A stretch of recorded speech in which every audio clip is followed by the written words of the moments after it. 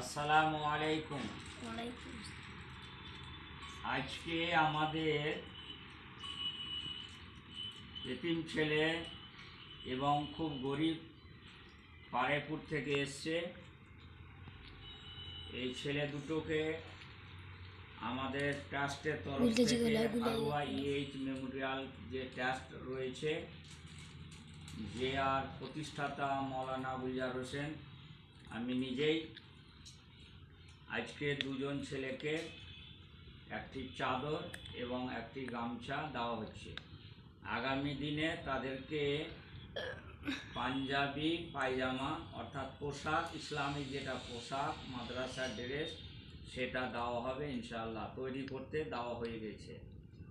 আপনারা এই এতিম দুস্থ যে আমার